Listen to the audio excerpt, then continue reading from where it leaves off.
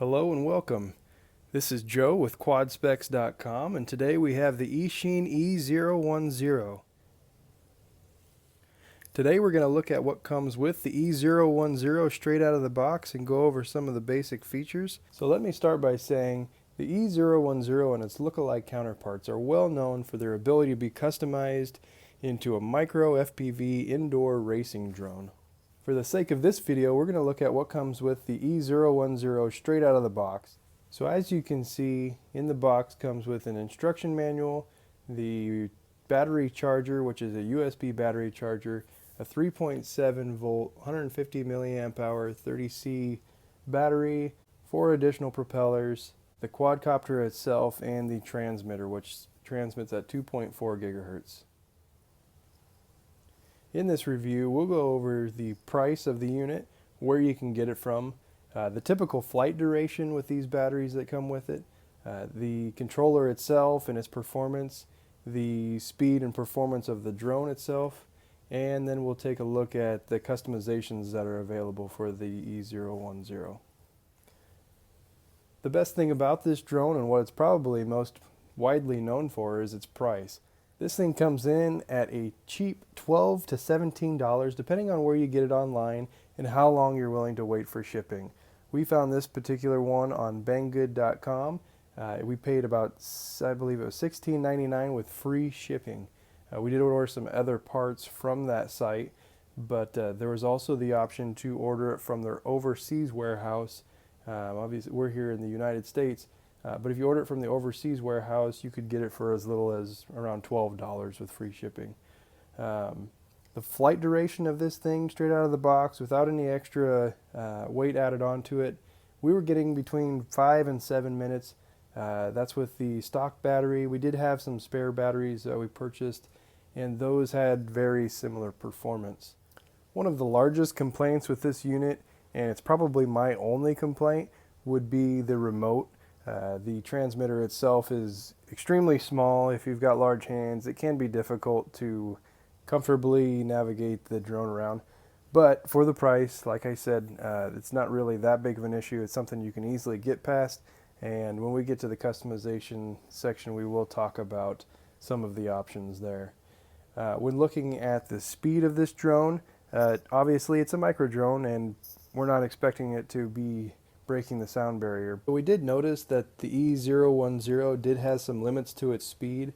It obviously has plenty of power for its size, but we did notice that the pitch, the max pitch, when you've got that right stick all the way maxed out up to the top, that the angle was not quite as drastic as we had hoped. That would obviously allow the unit to fly faster.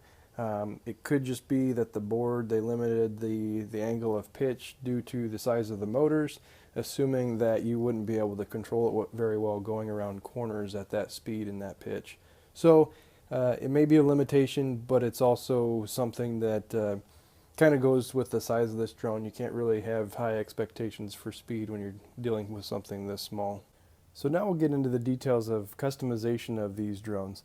So the E010 and its lookalike counterparts, the Fury B F36 and the JJRC H36, are actually very easily modified to turn into an FPV style racing drone, and that's most easily achieved by throwing in an all-in-one FPV camera, which we have here.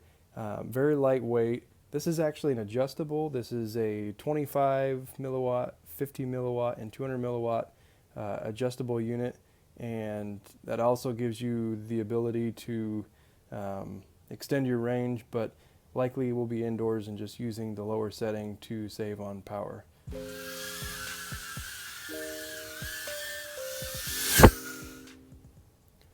So knowing that we're ultimately going to customize this thing to be a micro FPV indoor racing drone, we weren't particularly concerned about the issues with the controller, or maybe even some of the issues with the power that this thing has.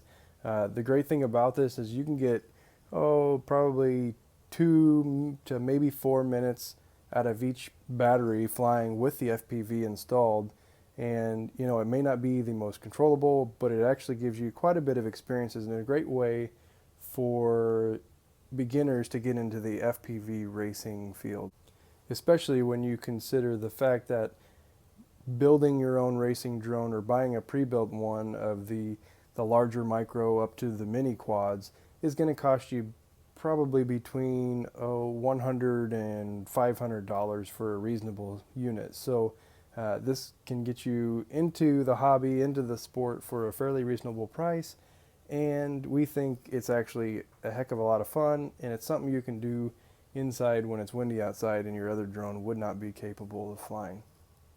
So now we've gone over what comes pre-packaged and shipped with the E010.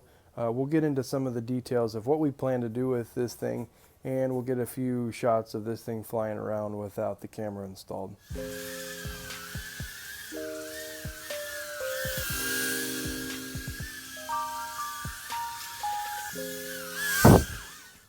So we're not actually going to make the modifications in this video, but we will show you just the quick basic instructions on how you would go about converting this into an FPV racing drone. So the first thing you'd have to do is take this cover off of the E010, and once that's removed, you can see the flight controller, which is actually essentially just the motherboard for the unit, because all of the electronics are contained in this one board. So you can see here at the top, this is actually where the battery leads come in on this side, transfer to the top. So that's actually a great place to solder the camera that you decide to purchase, and there are also some mounts available for this unit online to better stabilize the camera, or you could use some kind of double-sided foam tape. So that's pretty much the basics. There's not much to modification for this unit to get up and running. Fairly easy and great for the beginner. So as you can see, we've got the drone powered up now. I've got the transmitter in my hand. All we need to do to get this thing going is slide this power button here to the right. The transmitter is now has a blinking light indicating that it's ready to be bound to the drone itself. So what we'll do is we'll go ahead and throw the stick up and back down, and both the transmitter and the drone have stopped blinking. So we're ready to have some fun. Let's see how this thing flies.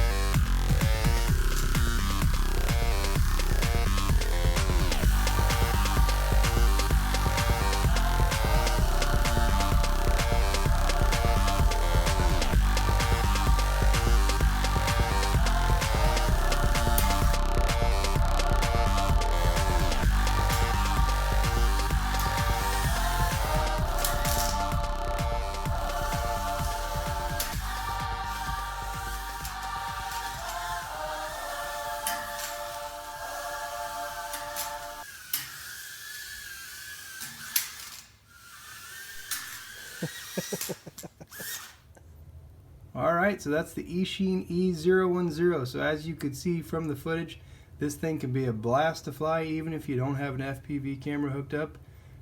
So if you're in the market for something cheap, fun, indoors, take a look at the Eachine E010.